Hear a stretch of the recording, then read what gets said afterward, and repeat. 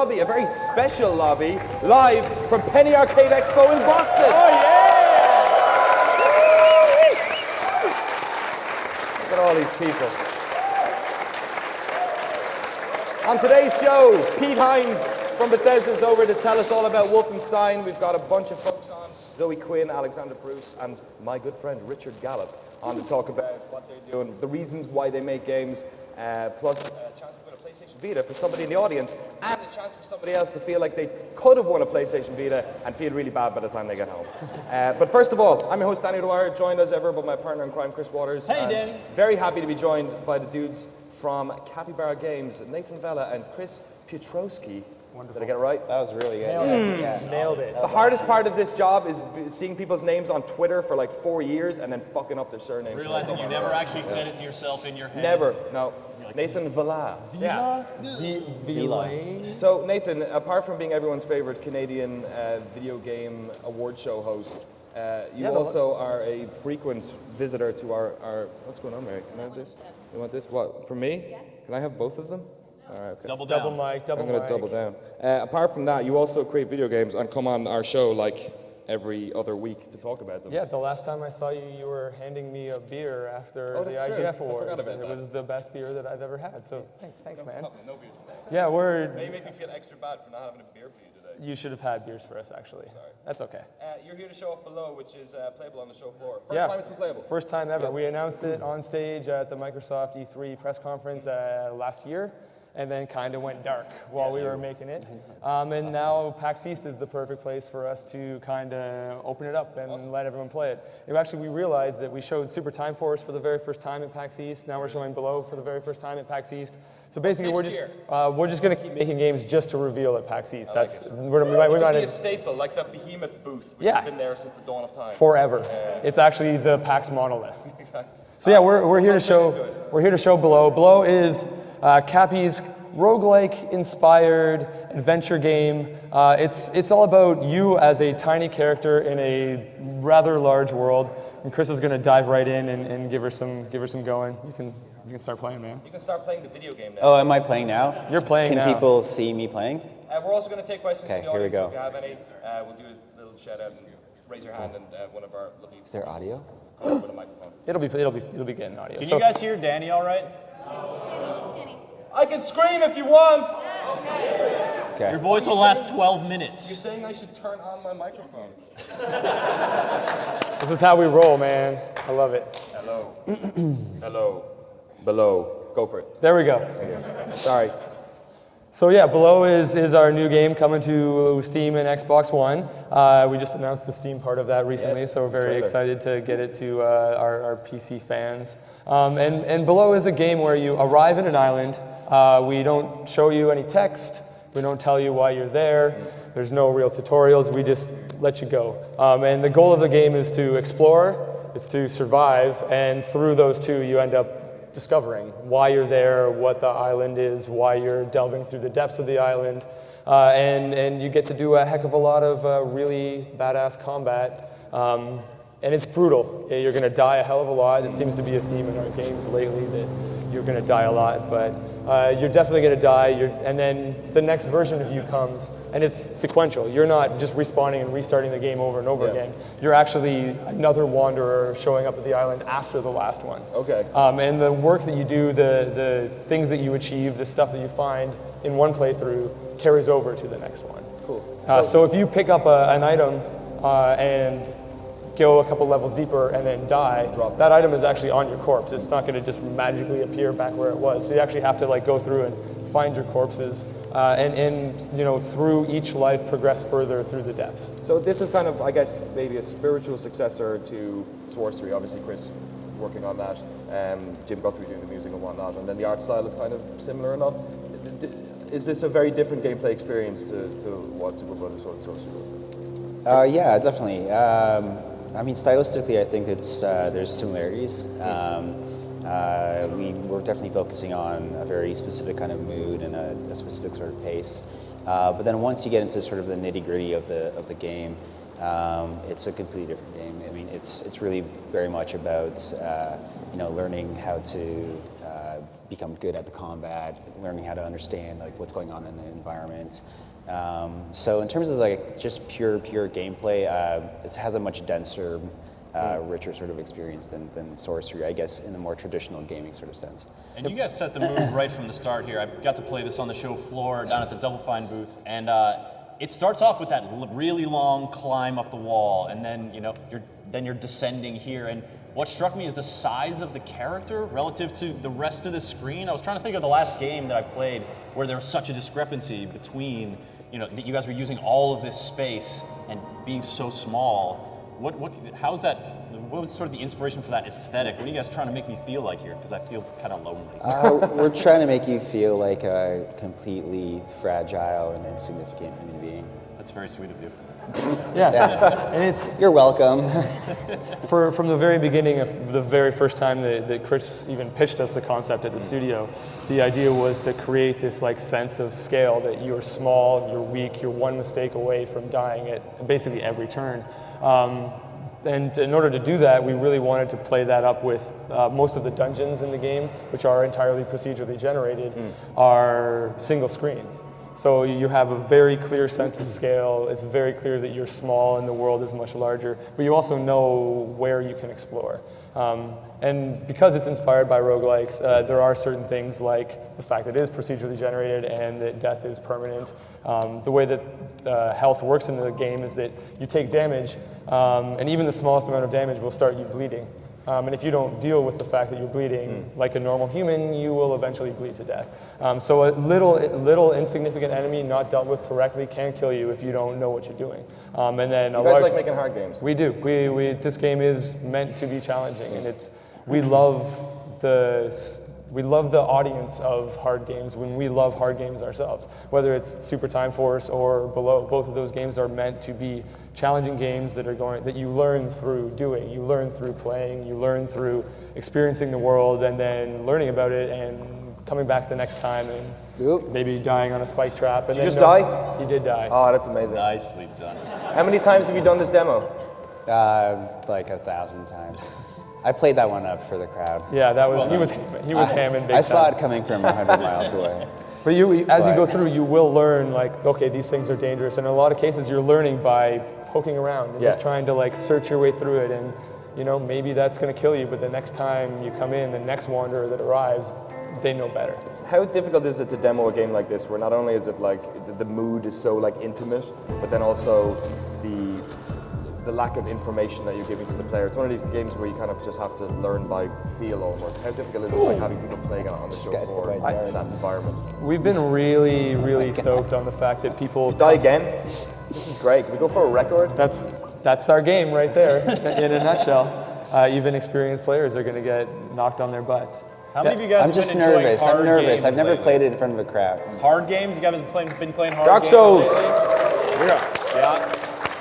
If you've got any questions, in fact, put your hand up and we'll get, dude over here. You got a mic over there? Okay, I gotta focus. Let's get that dude a mic. Chris will die like 5 times before the mic gets you, don't worry about it. No. He's focused now, look at him. That is the eye of the tiger. So what is this thing? You gonna hit him? All right. Yeah, is there like a concept of bosses within this? Like games like Rogue Legacy have bosses that are like preconceived. Will there be like some sort of randomness to the bosses if there are some? There's a big component to the game that we're not talking about just yet, but it does sort of encapsulate the boss sort of concept. So kind of roundabout answer, yeah. Yes, with a question mark at the end, like and then 5 an question exclamation marks at the Right. end. I just didn't know if you were Yeah, able to yeah. talk about it, and like it reminds me of like Shadow of the Colossus and Dark Souls. So that'd be That's like a the really best cool thing to see. compliment on ever. that Thank you scale. very much. we're friends now. Awesome. Thanks very much. Great shirt as well. Do you have any other questions over there? I can't see. Yeah, dude right there. Wearing the plaid. Why am I saying that? Everyone's wearing plaid. I'm wearing plaid. I really enjoy the music a lot. What's kind of the inspiration for where that came from? Jim Guthrie is the guy making the music. So we worked with him previously on Sword and Sorcery, and it was such a great experience that right after that project was done, we were just like, we knew we wanted to make Below right after that project, and we just basically wanted to work together again. And so the tone. Look at this one. You gonna get killed again? Oh my God! Heal. I got killed because Sorry, of I the killed you. overlay. That one was not my fault. There's a You're gonna little blame that on overlay the picture-in-picture? We basically captured Jim and locked him in a room until he agreed to do below with us.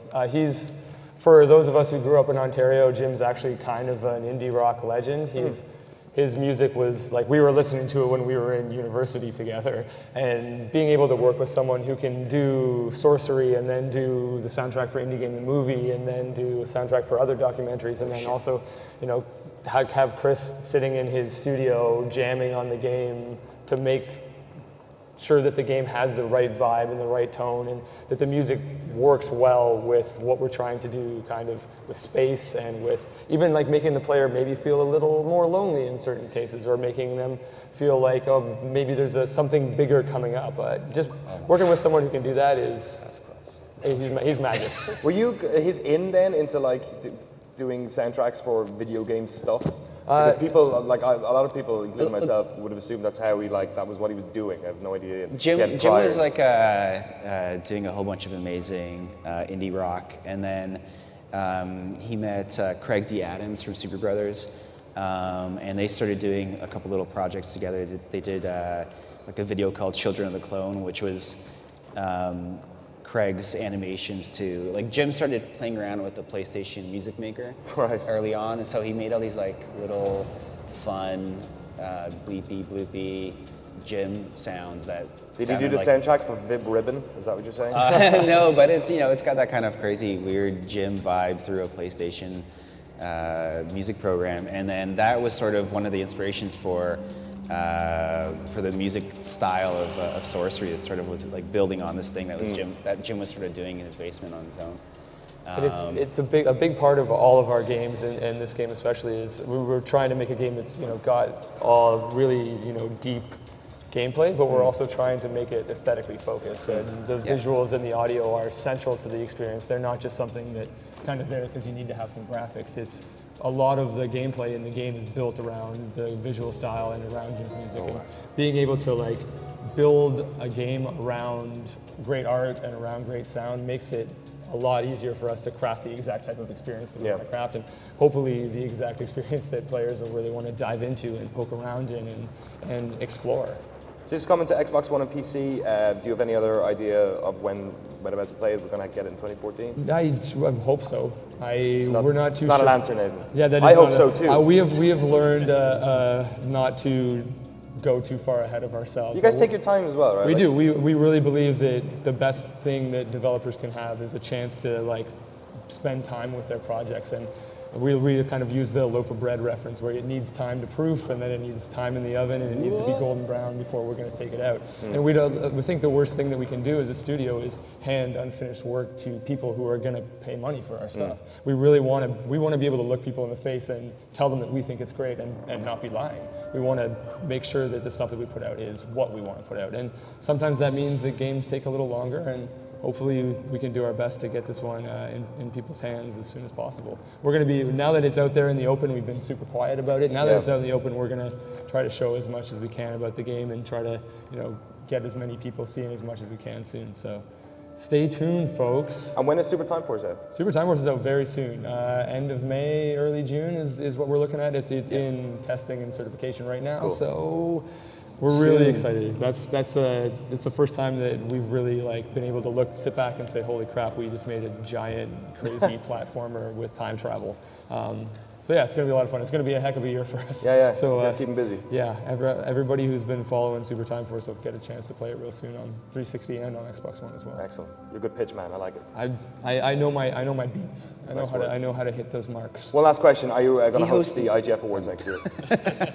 Are you stuck now? Are you the new Andy Schatz? Or are you going to have to do it for 6 years? I cannot pull off a pink shirt like Andy Schatz can pull off a pink shirt. I think you can. I have never tried, actually. Well, Alexander Bruce is here. Maybe he could do it. He rocks his pink shirt pretty good. Alexander can do everything better than everyone, so that's not a fair comparison, I don't think. Nathan. I would love to do it again if they'll have me. It was a lot of fun handing awards to my friends and people that I believed really deserved it, and also telling some jokes and having some fun and drinking some beers. Yes, indeed. Same again next year. Nathan and Chris, thank you so much for coming on. Round of applause, please, for Below.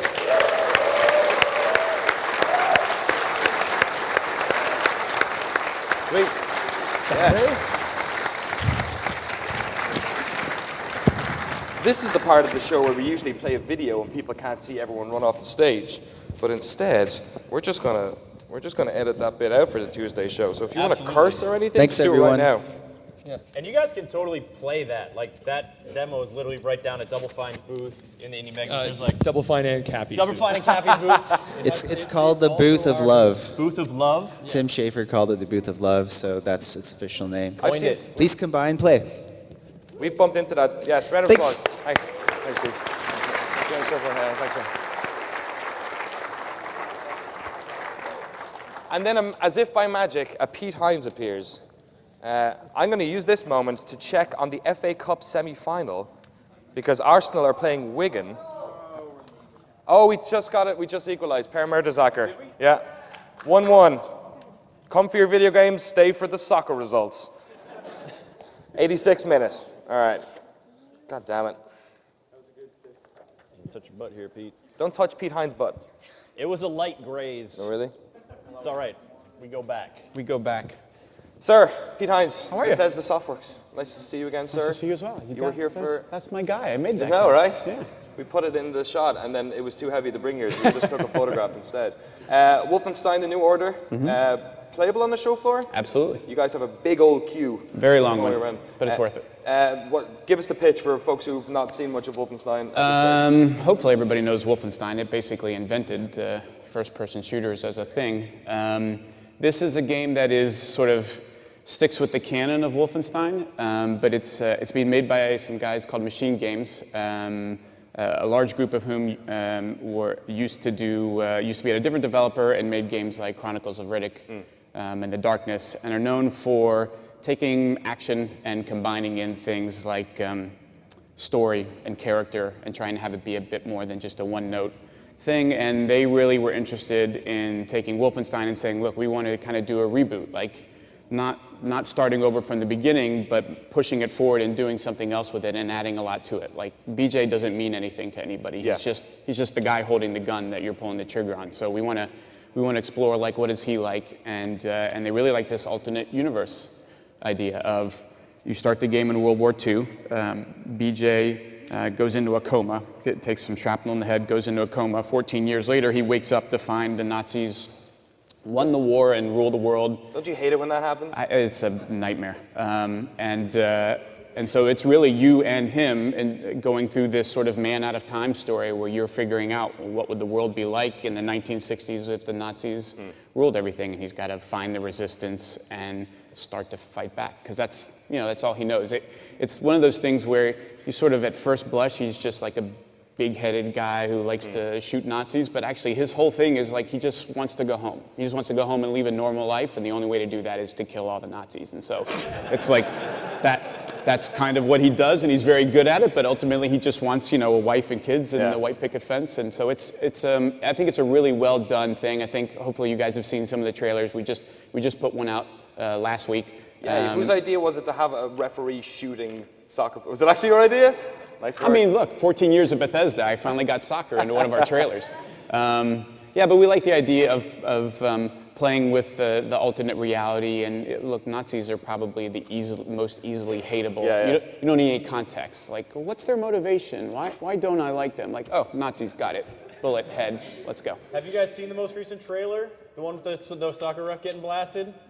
No? You guys gotta watch You're this missing because out. It's pretty it has- dark. Run it in the booth. Come by and see it in the booth. Because it has one of my favorite things about this game, and it's the villains. Like, you say Nazis, you don't need a reason to hate them, but you guys are really going out of your way to give us a lot of specific people to hate because they are crazy and creepy. Yep. And this dude, General Death said in the demo, like, he moves a little like Gollum, and he has this like skeletal, like, I literally turned around and like started, like, yelled. He's creepy looking, Yeah, and not cool.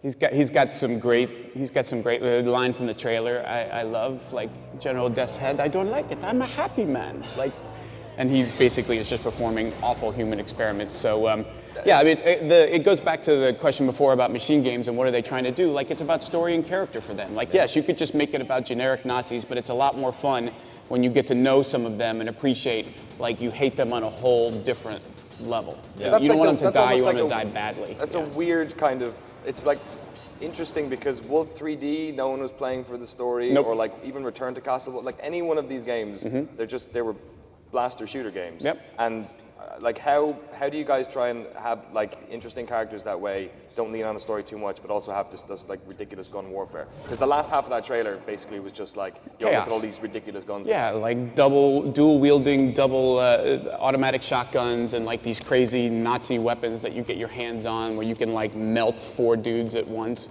Yeah, it's that balance where they wanted to sort of push the idea of the shooter mechanic and make it fun. And by the way, it's not just a shooter, so they've layered in all this stuff where you can play it as a more stealthy game, and the game plays differently. Like you can run into a room, guns blazing, and take everybody out, but you can also move through and find secret passages and get behind the enemy and take out the commander so he can't call in reinforcements. There's a whole perk system to the game, so doing stuff like this where you're stabbing Nazis' heads. Stabbing Nazis in the head, but you start to unlock special abilities. The more you do this, then you learn new ways to do stealth takedowns, where instead of having to sneak up on them, you can throw a knife from a distance and take down a guy down the hallway instead of trying to make them. And there's different ones for that, for whether you want to be more like demolition, like explosion focused, or how you use your gun. So it does allow some variety. It's not just a one-note linear thing. And I think, again, the character and story stuff just adds to that. The guys that you're fighting alongside, the guys that you're shooting, it all fits together to make a really cool experience. You can see here some of the deformable terrain stuff where you're blasting away with this thing. Is that your euphemism for a dude getting his head blown to bits? Deformable terrain. I was referring to the column, but the head is part of the deformed terrain. But yeah, setting it in an environment where you feel sort of powerful and cool and kicking ass. Kicking ass is still fun. I'm going to throw it out to the audience for a second for some questions. I want to ask one more in the meantime, though. Yeah. So this is single player only. Single player. There is an association with first-person shooters, and especially games that have any sort of like history with its software of multiplayer. Like, how are you guys trying to, get over perceptions from audience? I think for a lot of other publishers, that would probably be a trickier question to answer, but Bethesda stands defiantly in support of single-player stuff. Fallout 3, Skyrim, Dishonored, Evil Within, Wolfenstein. We believe if multiplayer fits and it's part of what you're trying to create, you should absolutely do it. But if it's not, for God's sake, leave it out. Stop shoehorning multiplayer into stuff that has no business being there. And ultimately, machine games knows single player, and this is the kind of game they wanted to create, and so we just never really had a conversation about multiplayer. It's like, all right, if that's not what you're making, then let's just make this the best thing we can, and that's what we're doing. And I think there's plenty of folks who still enjoy and appreciate, a nice, good, robust. Last of Us had multiplayer. I never played it once, but that's the best money I spent last year, just playing that single player experience. And so I think this can be a game in that vein. Cool. Got any questions out there? Can we maybe get over this side? We got the middle last time. Yeah, you're gonna make you run. Dudes at the back. I see them. I see the hands. Wave them furiously. Can we get a microphone? Do we have the mic? Oh, stand up there. Oh, this was standing microphone. Oh, yeah. You just do that. A well-oiled Danny. machine. Haven't you been to PAX before? There wasn't a standing microphone earlier, and these big lights are in my face. There totally was. I don't know. We got him up there? All right, cool. Potato mash 'em. First question, do it. What we got? Kind of looks like a potato masher. Is this using its own game engine, or is there a shared game engine with any Bethesda or? It's using a modified version of id Tech 5, so they took the existing id Tech stuff and did a whole bunch of stuff to it because they wanted to do more things with some dynamic lighting and Nazi texturing and things that id Tech didn't support. Is this getting released in Germany? It is, but in Germany, they have a thing about Nazis there. They're a little touchy. Don't know if you know. And so they're called the regime in Wolfenstein in Germany. And it's actually, I'm pretty sure this is the first Wolfenstein game that'll ever be released in Germany, but it's completely stripped of all the constitutionally banned content. I thought Return to Castle Wolfenstein was released. It might have been. They said it was like a germ warfare game. It wasn't. Or something, yeah. But yeah, no, it'll be released there. But it's about a random made-up group of bad guys. The baddies. Yeah. They know what it really is, though. Who just happen to be Aryan featured and and have German accents. This is gross. What is going on here? Go for it. Gross. All right, question. That's Death's Being Head's. that it's a single-player only game, what are some of the things that you're going to have us keep coming back for, besides maybe the multiple skill trees or the weapons or the difficulty? Sure, it's a good question. Replayability obviously is an important thing. Extending what you're getting for your money is something we're very well aware of. There's a couple of different things we're doing. One is a mode we're not actually talking about yet, although I am lobbying for us to talk about it soon. But there's a collectible aspect in the game, and once you play any particular chapter, you can go back and replay it if you want to find the collectibles you missed. But if you find all the collectibles, you unlock this cool new mode. And when I actually convince everybody to start talking about it, you'll be like, that is super cool, and I want to find all the collectibles just to try that mode, because it's not just hey, the game got harder. You played it earlier on the Uber mode, and it's pretty. Yeah. It's pretty. Difficulty is not a thing we need more of at this point. We wanted to do something different. But it was good. Like I started on the 4th of 5 difficulty levels, and I felt like I was moving along. Like, all right, I have to use cover here, but I felt comfortable. But I didn't want to feel comfortable, so I kicked it up, and then I died a lot. You got your ass handed to Yeah, you. it was a lot of dying. But that was, especially this scene when this stabbing happens and it's wonderful. But then, there's so many other guys there that you have to try to stab. This is the point where BJ is waking up from his coma, Yeah. and the Nazis are basically killing everybody in the asylum where he's been kept and taken care of. And he's basically fighting his way through and trying to get back to Anya, who is the woman who's been taking care of him. Anya! And it's not easy. Do this section as stealthily as you can when you play the game, because once it gets loud. Or just do that. There's so many of them. You're really murdering the crap out shotgun of to those the face Nazis. is also highly effective. Yeah, that's disgusting. If there's any more questions, line on up to the microphone there, folks. Go ahead, sir. All right, do it.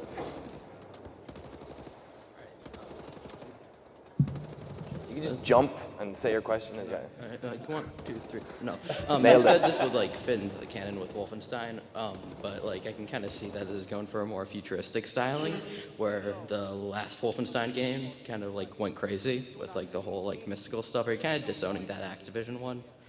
Yeah. So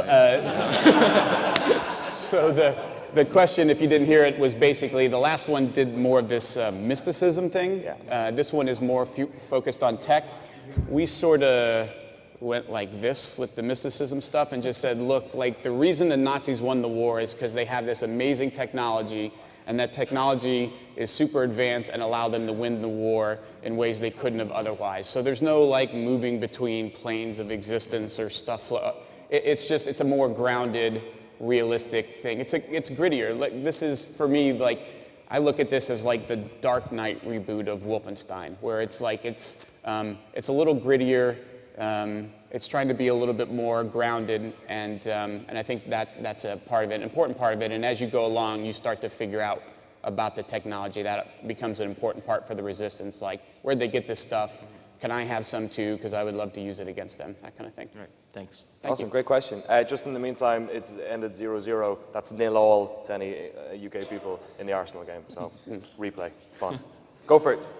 I just want to know how hard was it to take a character like BJ Blazkowicz, who's he pretty much has no emotions in the first couple of games, in all of them actually. He's got that little face. He goes, "Urgh," when he gets hit. How hard is it to humanize a character like that, where everybody's just I'm a guy, I go around and I murder everybody, and that's my job because it's my job? It's a very good question. Actually, I wish we had it. It's not in the B-roll, but GameSpot might have it up.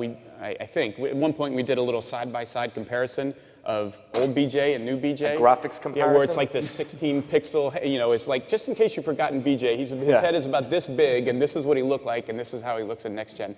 As far as the personality, that's a tricky line to walk, because whenever you start to characterize the person you're playing, it might not be the way you envisioned yourself. We're starting to put more context to it. as opposed to letting you fill it in yourself. Like, it's an important thing we do with Skyrim, for example. Like, you don't have a voice. Like, you are whoever you want to be. We're not saying stuff on your behalf. But in Wolfenstein, I think Jens and his team at Machine Games, Tommy and some of the other guys in writing the dialogue and so forth, had a very specific balance they were trying to fit, where it's one of those things I really think you have to play the game to appreciate, because I think you can see some of this stuff out of context. Like, he's not averse to one-liners, like goofy 80s movie action one-liners, but he has this interesting thing, like, where he never uses contractions. Like, he speaks in sort of military talk very effectively, and then you also hear some of his inner monologue stuff where he's thinking stuff that just doesn't sound like something that he would necessarily say, but like, He's just like, I fucking hate Nazis. But that's how people are. Like, that's like sometimes, what you say outside is things like, I just fucking hate Nazis, but what he's thinking inside is so much deeper and more poetic than that. And we know that's inside of you. You're giving Danny a lot of credit here, Pete. You're right, that's actually all that's in here. And the depth of my Nazi hate, we don't even have time for it. As you play the game, you kind of start to appreciate a little bit like where he's coming from and what his motivation is and how he thinks about stuff, but then he still has his funny little one-liners like, I'm coming for you, you fucking Nazi spaceman, and it's funny when he says it like that, and then it's funny when you hear the internal stuff. Like, I think he hits a good tone. It's really hard to do that stuff and hit 100% of your audience. Somebody's gonna have an issue with something, but I personally, I love it. Like, every time I play the game, he still makes me laugh. I find his dialogue stuff really funny still, so hopefully you guys will enjoy it as well. This is one of those games that if I get a chance to play it, it's like, a bunch of people sitting around with headsets on, and I'm like cackling or like talking shit to the enemies or whatnot, and I feel like I'm the only one making a lot of noise in just a silent room, and you guys are watching and just like, I'm just like crazy outbursts. We're recording it because we go back and watch those later. It was actually you who said, I fucking hate you, you Nazi space, Nazi fuck. I can't write that kind of poetry, man. I mean, if I did. Awesome. Sorry, we don't have any time for any more questions. We got to get the next group on. Actually, could you be super quick? I feel bad for you. What? No worries. So what I was thinking, you're talking about a switch towards story-based games, and I think even that, among the shooter audience, people can appreciate that. The level would be here. Are we going to be able to rub our faces up against walls looking for secret corridors? Definitely lots of secret corridors. There's actually one in the B-roll a little while ago with Death's Heads photos, but yeah, secret passages and finding nooks and crannies and stuff is all. These guys are huge Wolf fans. This was a franchise that made them want to make games. So if you're a Wolf fan, you will find lots of little homages and Easter eggs in here. To just rub your face up against the wall. But yeah, you probably don't have to smear yourself all the way down the wall. No, it's slightly more sophisticated than that now. Last question, are there portraits of Hitler in every room? There are not portraits of Hitler. Is there one? How many portraits of Hitler are in your Wolfenstein? Let me get back to you on. Okay. You guys haven't really talked about the big H guy. Been coy about it. I like it. Yeah. H-Dog. We don't talk about H-Dog DLC. no more. Pete Hines, Bethesda, thank you so much for coming on. Really appreciate it. Round of applause for Mr. Pete Hines.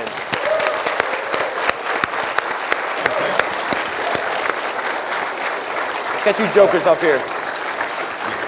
Pop that off. All right.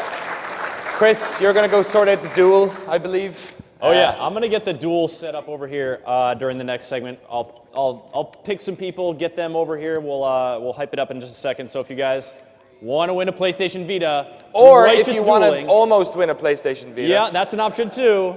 I don't know how I'm gonna do it. I'll just come grab you or something. Soccer and Nazis and not mention Victory. Victory?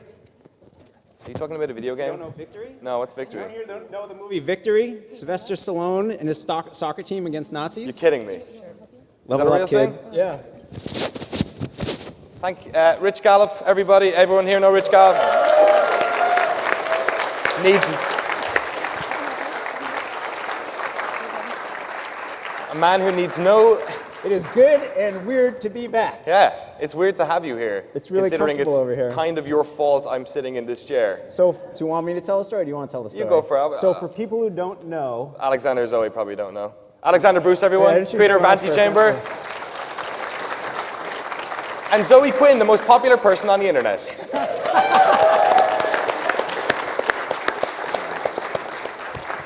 So the story is, once upon a time, I used to sit in this chair. Well, not this chair. Well, that chair. Yeah. That guy was my boss. These guys I was part of their crew. I got Chris his job because he went to college with my wife. Send my resume to Rich anytime a posting was on GameSpot for a new job. Nice. And after a 7-year absence, I think you guys have finally maybe gotten here. Okay, right. To the previous comedy bar. Okay, you guys, this is bitch. awesome. I never would have imagined that you guys would get. You have a gorgeous set. You have great shows. You have great repartee. We have a gorgeous photograph of the set. Yeah, I've seen the set though. Like my desk was behind that portrait. Yeah, we had to rip out the old on the spot thing. I'm sorry about that. Where is it? To do it, I don't know. It's probably in Giancarlo's office, like everything else. Right. You're probably wondering why I assembled this motley crew of random game developers. I had interesting chats with you guys at GDC, and whenever we talk, it's always great to pick your brain about the reasons why you're doing what you're doing based on like your personal lives. So I had an interesting chat with you, Alex, about you released Antichamber, you've been working on it for 12 decades, eventually got it out, and now are you out of love with indie? Do you want to go into mainstream game development, or was this all just like a reason to get out of Australia? And I mean that in like, I know you want to get out of Australia. It's complicated. I mean, I don't even know if I want to get outside of Australia now. You know, I like testing the waters in a whole lot of different ways. I didn't get into making Antichamber because I was like, I love, indie games. I have to be an independent, game developer. I was playing games all of my life. I was starting to get a bit over what a lot of mainstream things were doing. Sorry, Bethesda, who was just on. I was starting to get a bit over things, and so I went into university, didn't know what I was doing, gave myself a lot of options, fell into game development, fell into independent game development, and just had to spend several years, working on that because everything was all really circumstantial. And after that process was finished, I didn't really know what to do with myself, and it's a bit complicated. Emotions are complicated, but I just took some time to step away from things, think about what I want to be doing moving forwards. So I'm still trying to figure that out. Because you've been sort of enjoying your time after Antichamber, doing a lot of sort of touring, coming to events like this, even though you're not necessarily showing anything off. Like, what is it about indie development that maybe is pushing you away? Or is it just you have creative things you want to do that aren't involved, that can't be done with that? Are you sick of it? It's not really things about independent development that are pushing me away. It's that I spent basically 26 years only caring about work. Like my whole world was just about work. I made this game, things went, great. And the process was just so rough on me emotionally that I was like, all right, I've had this big success and now I don't know what to do with myself. And I'm trying to, people are very adverse to change. You move house, you start a job, you lose a job, it's difficult to deal with. I basically had to say, all right, 26 years, was one set of problems, now absolutely none of that matters. Here's a completely new set of problems that you have to deal with, go. And that's quite difficult. And so some of me wanting to step away was just getting away from that a bit so I could think about some other things. Speaking of emotions, Zoe, obviously working on It's Not Okay Cupid. Most people would know you from Depression Quest, which you created last year. I didn't get to go, but I heard your panel with Patrick yesterday. Was anyone here at that one? Wow. Thank you for coming. What is it about, because your work, especially over the past year, has basically, it's been so, maybe not detrimental, but it's impacted your personal life so much. What is it about making games that, why are you still doing this if it's so negatively affecting you in so many other different ways? Why am I still doing this? Well, I mean, honestly, I still feel like I came from all these different places in creativity before ending up in games, and it's like the one thing that's been able to hold my attention for this long. Being able to combine all these different things into one really cohesive, specific statement is, I don't know another way to do that. And beyond that, I feel like it's just such a powerful medium and such an exciting time to be here. There's so many different things happening, and there's like, you can have real impact as an indie game developer right now on maybe what happens in the future, like being able to come to things like this and talk to people who maybe didn't know that they could be a game developer yet and just need to hear somebody tell them that they can do it, right? Being able to do that is such an amazing thing, and I am not sure what is more valuable than that I can be doing with my time and with the amount of visibility that I have suddenly out of nowhere. Yeah. I mean, I've only really been doing this for 2 years too, but I've loved video games like my entire life. I'm actually working on a weird, silly thing now to sort of decompress instead of focusing on It's Not Okay Cupid. Is it a reality TV show about indie game jams? No, have you seen the movie The Room? Yes. I may be talking with one of the cast members about doing an FMV game. Is it Tommy Wiseau? I don't want to say who it is because I don't want to jinx it. Okay. But I sort of want to be able to do something goofy and ridiculous, and especially because like it's an indie rite of passage to like do the nostalgic game of your childhood. But my first console was a 3DO. Okay. My first console game was Night Trap, so it's my turn. The video games industry is tearing you apart, Lisa. Tearing me apart. I get it. So when you look at these two young whippersnappers and you as an elderly man, You have more gray hair than me, my friend. yeah, it's pretty bad. Not on my eyebrow though. Well, that happened when I was like 12. Anyways, go on. It was a Horcrux. Is that what it was? Yep. Yeah. Okay. Exactly. So when they're young, successful, enjoying it in the creative, part of their life. You're jaded and tired. And, I'm not jaded. I'm just trying to razz on you right now. All right, go ahead. But you've got a family, you've got a kid. Like, how much does that influence the type of work that you do? Because you went from the press into development. You obviously had, when 38 shut down, must have been really traumatic. And then you had summer camp. Yes. Like, how much of what you do creatively is impacted by your responsibilities as a husband? All of it right now. And not only impacts what I do creatively, but also how I treat my coworkers. So right now, I'm executive producer at Disruptor Beam. We have a Game of Thrones game, Game of Thrones Ascent. We announced our new game this week, Star Trek Timelines. Very exciting stuff. Good pitch. Thank you. I have to say it, otherwise they won't let me come here. But basically, so I have a wife, I have a kid. That's why we moved back to the East Coast, so my wife could go to law school and pursue her career. The chair was starting to fall apart at GameSpot, so and now that I have that, and now that I'm in a position in my career where I help determine how other people should be spending their time at work, I know I want to I love my job and I do my job all the time, but I love my son and I love my wife and I want to see them as much as possible. So I'm in a position to make sure that I get to do that, but then I also ensure that all my coworkers get to do that as well. So I'm 35 now, and from 22 to 32, I felt like I was working 12-hour days. Is that fair, Ryan? We were doing some of that, yeah. 16, yeah. And that was awesome because I loved it, because that's all I wanted to do. But now it's like, hey, you know what's really nice? Hammocks. And if I want to spend time in that hammock, I can. But I also want to make sure that everyone who works around me can also get some good hammock time and also make a great game like Game of Thrones Ascent. Do you think that's why there tends not to be, obviously the Giant Bomb guys are weird, but there tends not to be that many older game journalists? Like Jeff is going to be doing that his entire life. Right, yeah. But like yourself, Brian Eckberg, like so many GameSpot. Well, why I'm not a game journalist anymore is because I had to move geographically. And would you still be doing it? Maybe it's so much more fun to make something yourself than to talk about someone else's stuff. Like there's definitely some joy out of making. Well, it's true. Like making the show is awesome, but and having those shows, we got to make a cartoon actually based on Night Trap that you should watch. What? Oh my God! It's called Time Trotters. It's amazing. Thank you.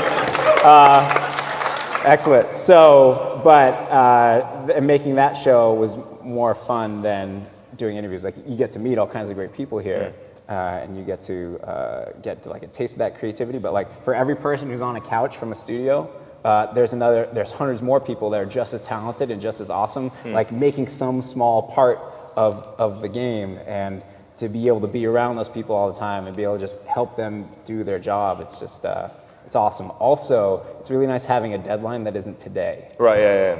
What are we doing today? Oh, okay. When's it due? All right. Today. All right. Good. All right. Now it's Tuesday, what's up? Do it again. That's what the schedule is at GameSpot, but now making video games, wait, we have months? Or years. We have years? So look at all this stuff we can do. Yeah. So you work in big teams. Alexander, you were essentially working on your own for that long period of time. That's the story. Do you feel, even in your own space, you were I was working isolated. I did have other people in Austin and in the Netherlands, but I did the most of it, yeah. So do you feel like if you were to do another project, whatever that may be, in games or not, that you'd prefer to do it with other people? Did that take a toll? It definitely took a toll. I mean, the circumstances that I'm in now are very different to what I was going through when I was making Antechamber. And I mean, I know a hell of a lot more talented people now than I did then. And so if I was starting up a new project, it would be much easier to get people on board with my ideas than it was when I was just some random student trying to convince other students why they should work with me instead of go and drink beer. Yeah. And Zoe, you tend to work on really small projects that take like a couple of months. You kind of work on them, get them out, work on them, get them out. You've got a long list of games that are out and available. Is that something you like doing more so, like stuff that you could kind of spend a couple of months on rather than spending like your general like 2 or 3 years development? Well, it's tricky. I've been working on It's Not Okay Cupid for 2 years actually, and it's like. Oh really? Yeah. On and off? On and off, yeah. Depression. I expected 5 people to play Depression Quest, 4 people to think I was insane, and 1 person to be like, oh, okay. So that was totally not something I expected at all. I do like shorter dev cycles because especially because I'm so new at this, I learn things really quickly. Like I'm still figuring out what my voice is. And I'm so ridiculously burnt out, like after 2 years, and which is one of the reasons I'm taking a step away and doing something less serious for a little while. That's why you're working on a new game. Yeah, because you're burned out. I'm also worried about getting into that trap where you just keep making new things and not actually finishing one. Yeah. So I do kind of want to shift into something where I'm at least working with other people, partially to make sure A, I don't get designeritis and do that constantly. And B, because it's really kind of miserable working alone in the way that I have been. I need someone to, because you like can tunnel focus really hard, and like you sort of like are chasing your own tail and changing things that don't need to be changed. And it's good to have someone that would be like, you're being stupid, stop doing that. So I'm hopefully gonna start doing different stuff in terms of that. Awesome. I think the sooner that you can again be recognized for the games, and because you've got an interesting alternative persona now, or like responsibility with Depression Quest, that sort of, does that get too much maybe sometimes, where you've become this kind of voice for this community? It's definitely a lot more than I ever anticipated. Like again, I thought no one would play it.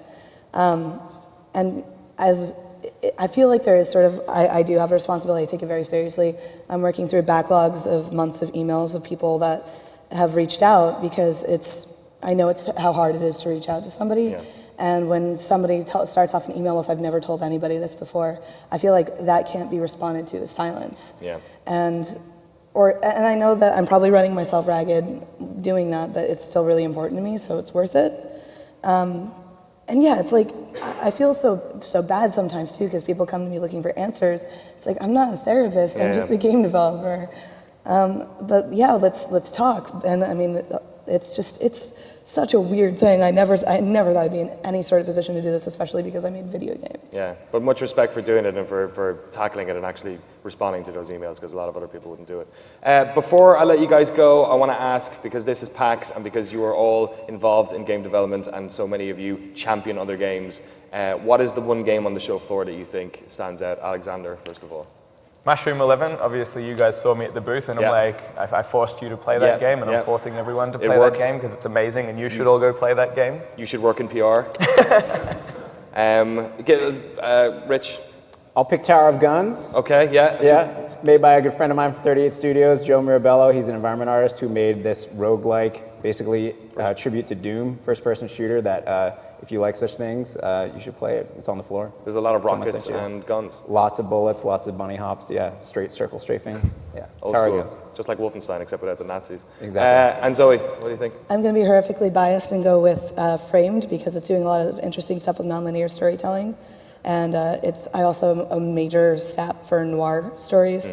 And it's got a really beautiful art style, and I'm curious to see what that ends up being at the end. Awesome. Rich Gallup, Alexander Bruce, and Zoe Quinn, thank you so much for coming on.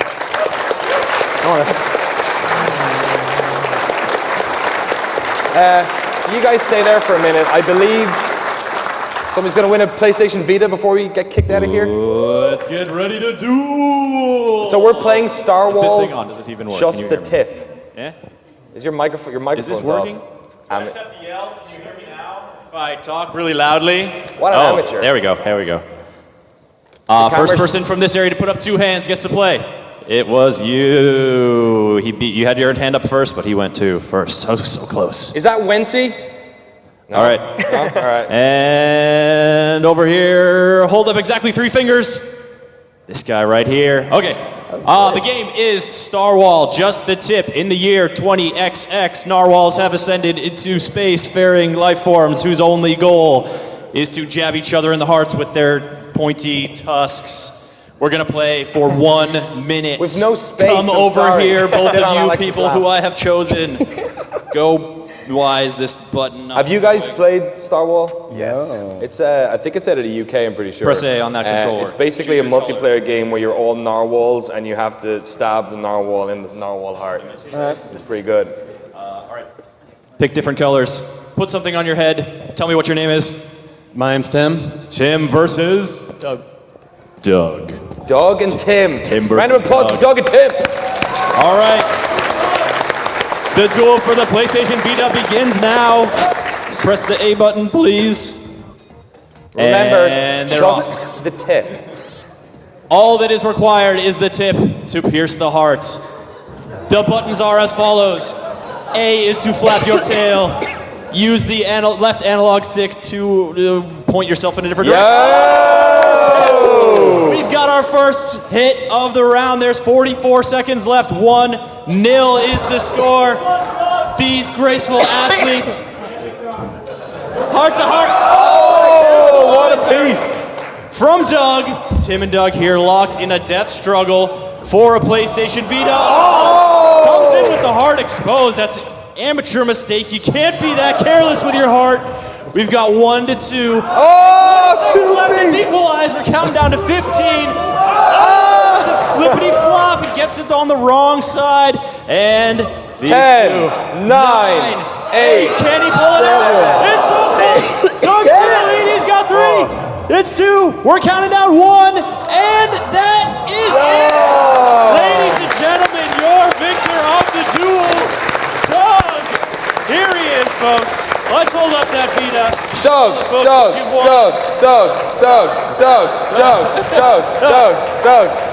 And your runner-up, winner of the guy who almost got to win the Vita, it's Tim.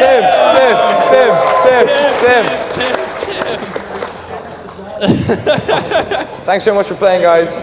All right, I think we got to get our asses out of here because there's another panel on. Again, thank you to all of our guests who came on the show. Pete Hines earlier as well, and Nathan Vella and Chris with the surname, which is really hard to pronounce. How do you say it again?